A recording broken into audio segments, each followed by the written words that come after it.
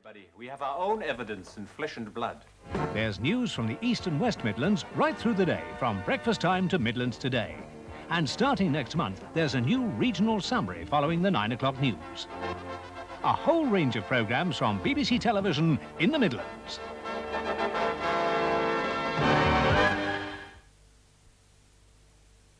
Now on BBC One for the Midlands, a love story. That between the Worcestershire naturalist Norman Hicken and the Wyre forest, one man's forest. Dr Norman Hicken was born in the grimy back streets of Birmingham's Aston area in April 1910. He went on to become one of the world's leading entomologists, an author and illustrator of numerous works on this specialised subject. His whole life and his work has been motivated by one passion, the Wyre forest.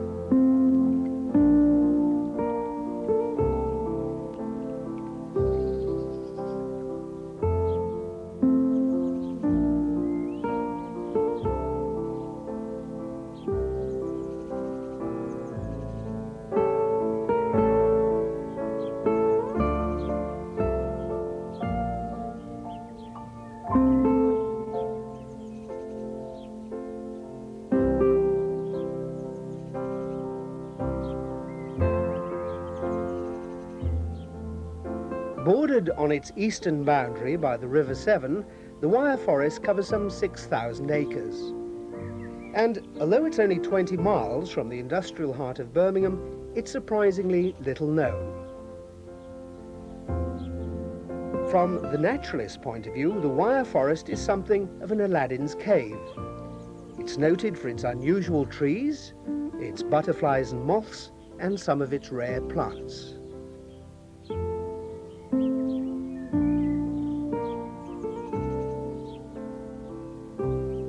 During the heat of the summer, I spent 2 days with Dr. Hicken, learning just a little about his love for this unique and wonderful spot.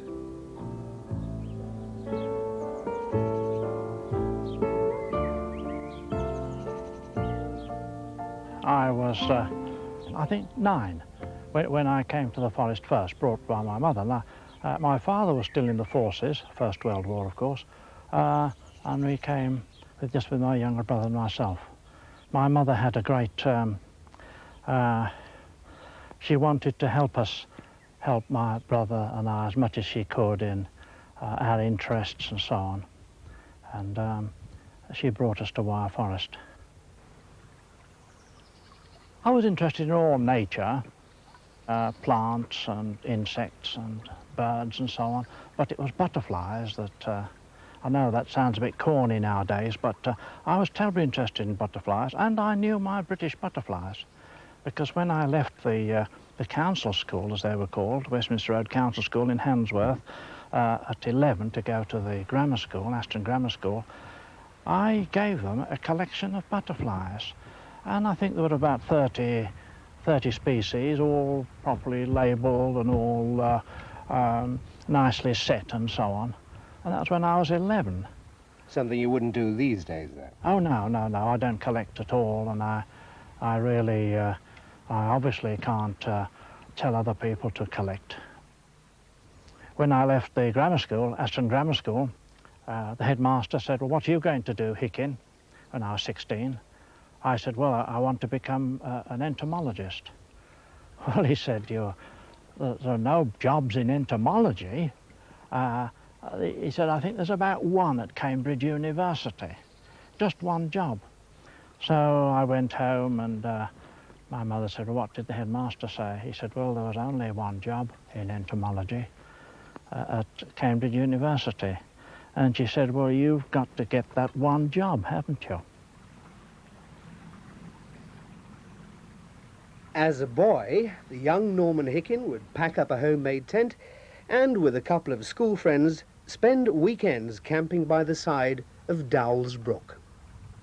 The word Dowells is from Doulas, Anglo-Saxon, black, and it's the same in a lot of the old European languages.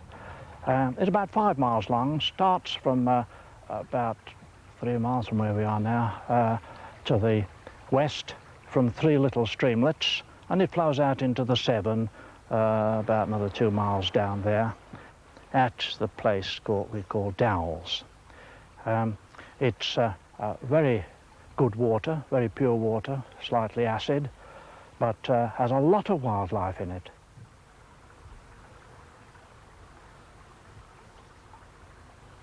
These trees are second growth from when I was a boy. There were huge trees here, oak and spruce, I think planted about 1870. That was soon after the Crown sale, and they were all cut down, and these were replanted fairly soon afterwards. And look at the size of them now. It's about 80 feet. Oh, getting on that way, I should think. Yes, getting on that way.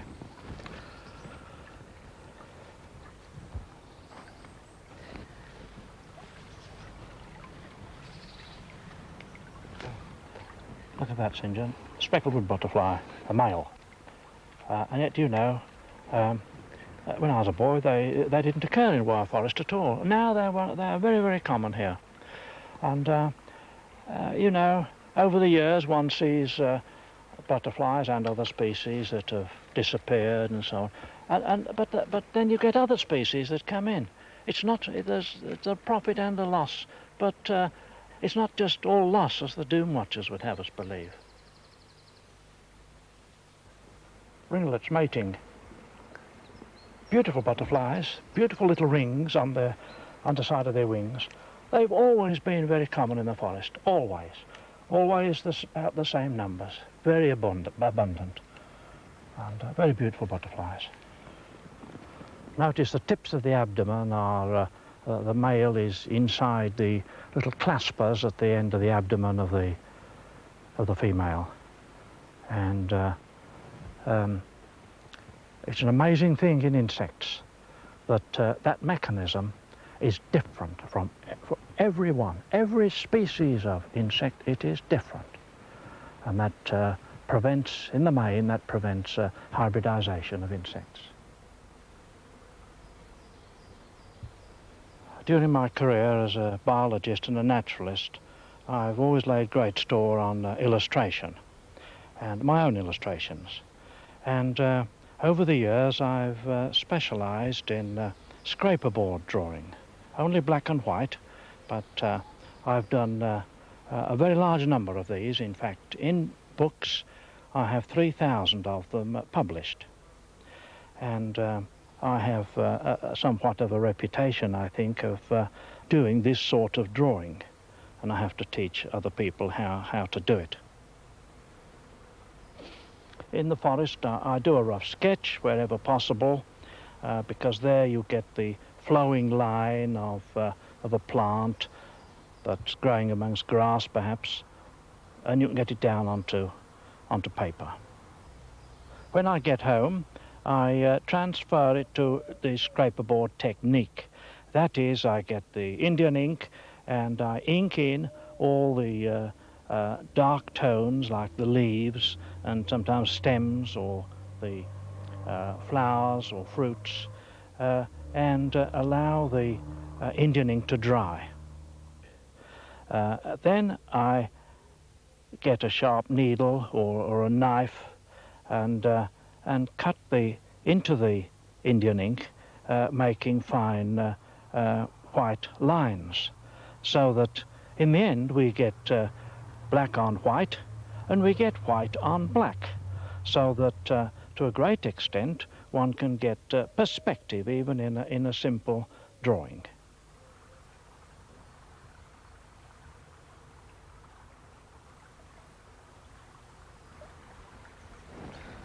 Was the bridge fairly recent? Oh, well, about 30 years, I would think.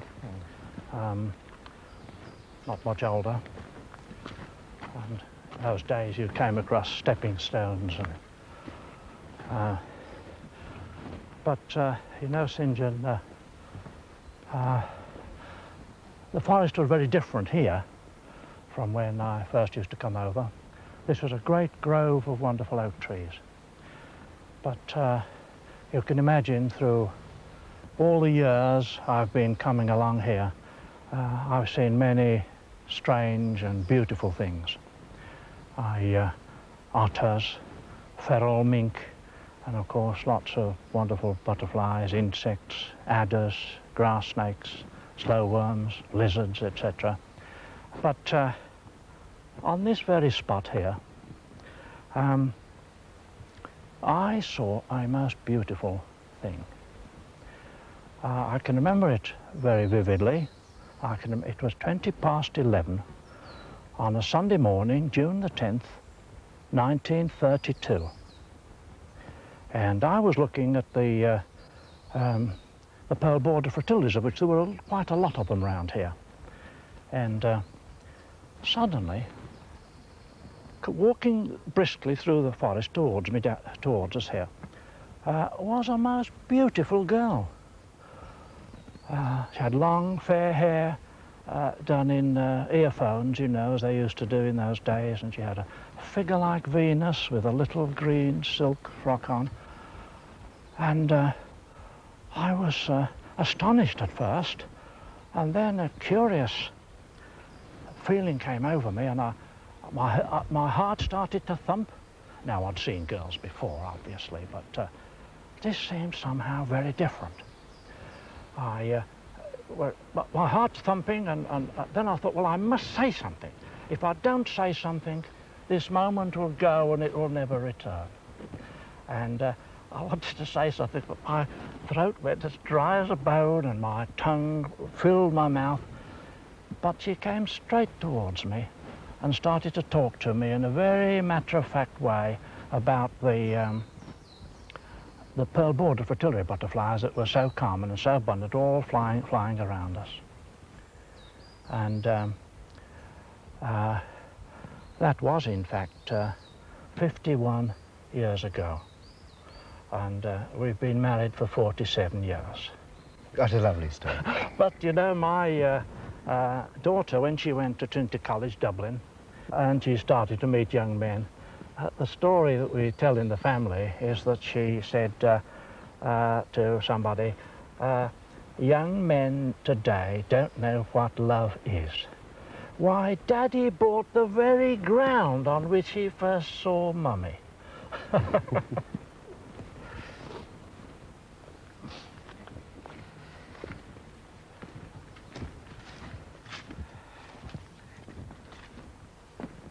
It's very oppressive today, isn't it? Yes, it is, yes. All this thunder rumbling around in the background as well. I think we're going to have a storm. This is the Newells, where my wife and I and my family, we lived in for some months from time to time, but every weekend for many, many years. When I lived in Surrey, for 15 years, almost without stop, we spent every weekend here. So that was a very long drive, coming up here Friday night, sometimes Friday afternoon, and going back either Sunday night or very early Monday morning. But what was the charm of coming here? What drew you back every weekend? Well, I suppose it was the wild nature of Wyre. I've been I was going to say almost like a love story with it since I was a very small boy. And all these years I've made a special study of the wildlife.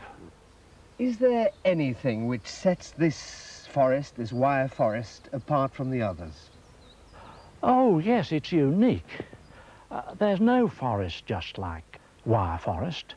The nearest, I suppose, is the Forest of Dean. That's in its bird life and plants is perhaps nearest to Wyre, But Wyre has many unique things, many insects that are not found now anywhere else in Britain. And we have many plants, we have trees that are wonderful species, and the fact that the whole of the forest is in deep clefts, in little deep valleys, that means that the Forestry Commission have not been able to use very large compartments of trees. They've had to contour to some extent, and when you do that, the bad effects, can I say, of forestry are not shown to anything like the extent. And of course, Forestry Commission have about half the acreage of Wyre.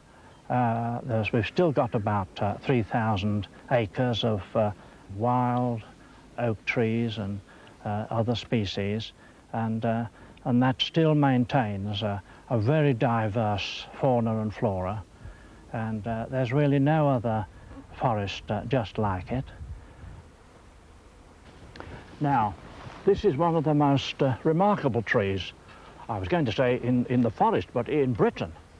This is the sorb tree, or the witty pear. The witty pear is a folk name, and Sorbus domestica, and it has a most extraordinary history. It was not this particular tree, but tree that was in the same hole before it. It was found in as long ago as 1668 by Alderman Pitt of Worcester. And if you can imagine what the forest was like then, he must have been quite an explorer. There were none of these paths or roads anywhere near. And, but he must have known his trees, because he described it and he had drawings made of it, and an account of it was in the Philosophical Transactions, that's the Transactions of the Royal Society, the very new Royal Society, volume 12, in the year following. So it's one of the most highly documented trees. So where did it come from? Well, it's a native of Italy, some in south of France, Yugoslavia, North Africa, but why is it here? Why? It must have been it was about 100 years old, it was thought, when Pitt found it, so it must have been here from about the Pip or whatever it was here about 1550. So nobody knows. But it must have some legends surrounding it. Ah, yes. Well, of course, we're on a route that the Romans used to use. There's a Roman encampment 2 or 3 miles up there, and which hasn't yet been dug up. And also a coin, a Roman coin of the Emperor Tiberius, gold, was found about 1750. Did it come from a Roman legionnaire's luggage? Oh. A pip he dropped, or well, part of his food parcel? I wouldn't think so, because actually, well, the pips from this tree, in fact, are not fertile. So the mystery of how it arrived here will go on for many years still? Yes.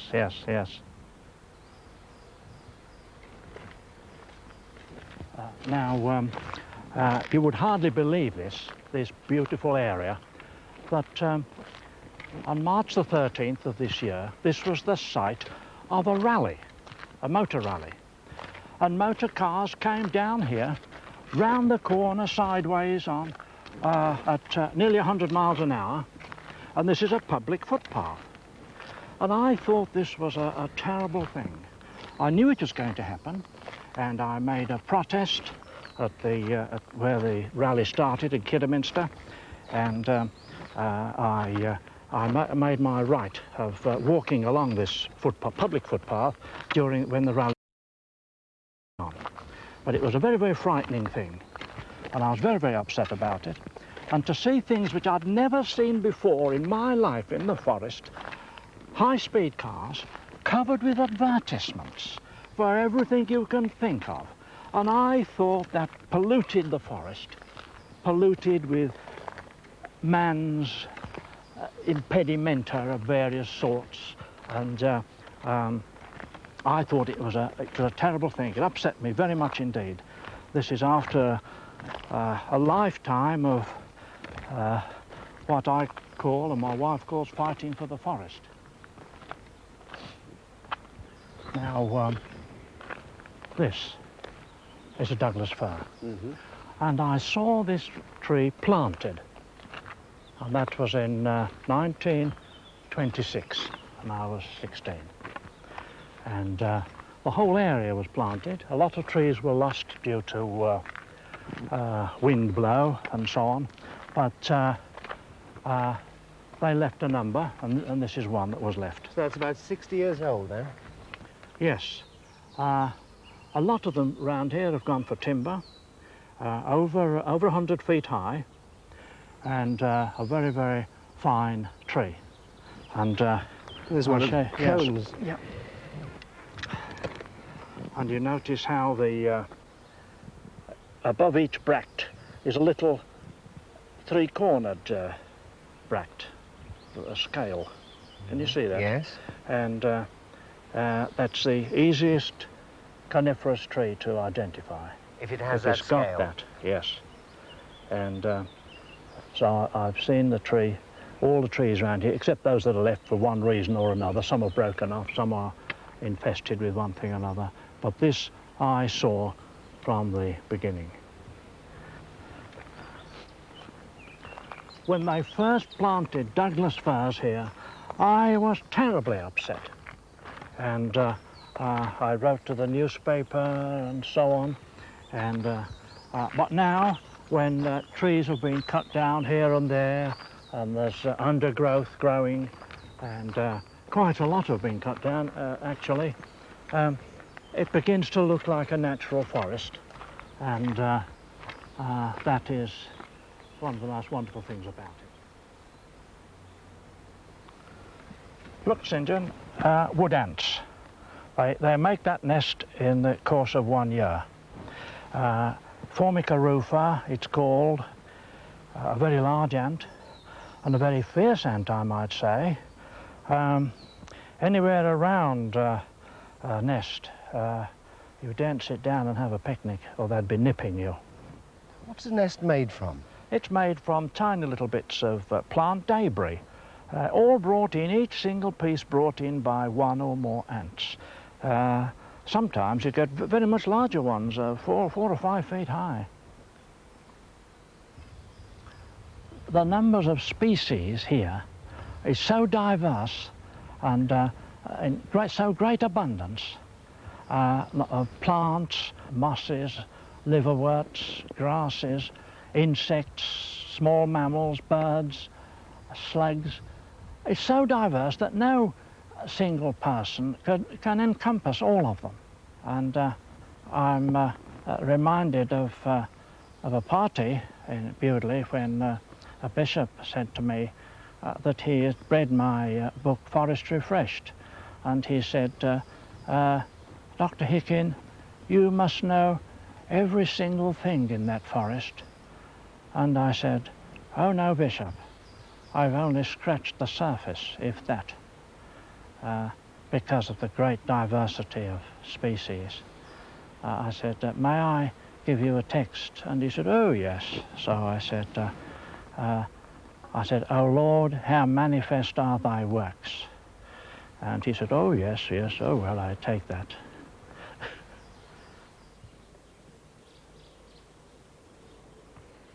And now we've left the Wyre forest to come to the beautiful gardens here at your home in Bewdley, and at the top end of it here to take a look at the Cates Hill chestnut, which is of truly gigantic proportions. I think I'm right in saying that, can't I? Yes. Most people, when they see it for the first time, stop here and they say, oh, or something like that. Yes, it's not a great deal of documentation about it, but it's believed to have been planted by Sir Henry Sidney in 1567. That makes it well over 400 years old. And most tree specialists agree that, in fact, that's the sort of age it is. And you see that the first branches from the trunk drop to the ground, and there are 7 of those, and in 2 places the tree has in fact sent down a fairly big root and sent up more branches. And then, as you can see, right high up, there are quite a number of almost scrub chestnut trees growing on the chestnut tree itself. But as it's 400 years old, is it in fairly good health? Well, yes, I would say it is fairly. It produces a vast number of chestnuts. Edible, fairly large? Oh, not very large, but, well, you can see the remains of them all down here. But I see very few. If there's a bit of a breeze, Octoberish, and some chestnuts drop, then the grey squirrels, or the small boys, come up here quickly and better, almost in the wink of an eye. But notice one important thing, and that is that we've got here a little bit of wire forest. Quite a number of the plants growing here are indicative of wire forest. We've got nettle-leaf bellflower. Can you see that just here? The purple. Yes, yeah. That's found in wire forest, and also the greater wood rush. And then we've got plants that seed themselves in the garden as weeds. Plants, but found in wire forest. We've got the trailing St John's wort, for instance, which is a very beautiful little trailing plant with a little St John's wort flower, yellow. That's quite a rare plant. So in a way the forest comes to you, Yeah, even forest in your has come to me, own yes. garden. Yes, yes.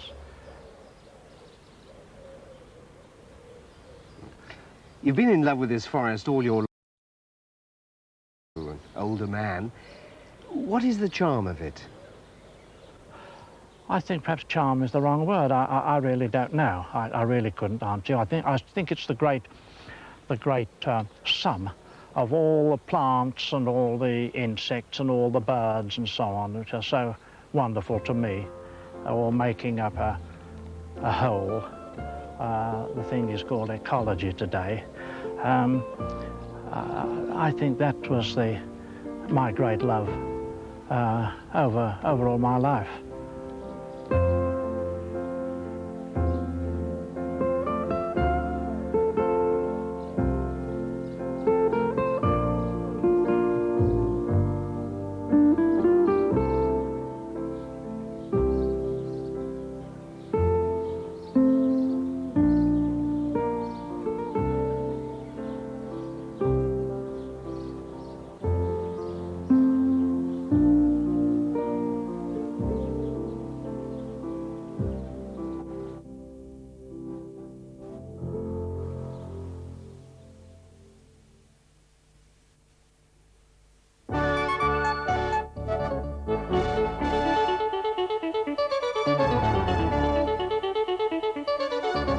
Regional programmes are moving to BBC Two from next month to a regular Friday night spot at 8 o'clock.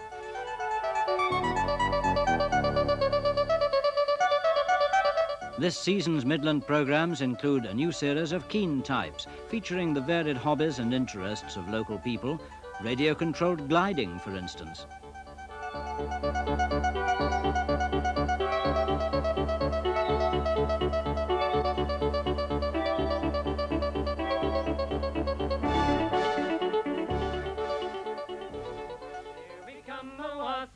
Among the leaves of green, here we come a-wandering, so fairly to be seen. Oh, it's winter time, strangers travel. St John Howell pays his own tribute to the art of cider making. Happy New Year. Down the centuries, cider making has been a craft of the cottage and the farmhouse. It was as much a part of country life as baking one's own bread and salting down the pig to see you through the lean winter months. And Malcolm Stent revisits the seaside resort of Rhyl, where he spent many childhood holidays. All the Brummies used to come to Rhyl, thousands and thousands of us, car workers fortnight, and there'd be the whole of the workforce of British Leyland crowded onto the platform in Snow Hill Station, all fighting to get on one train. 10,000 families, can you imagine it? They made Millwall supporters looked like a pack of Quakers on their way to a loving.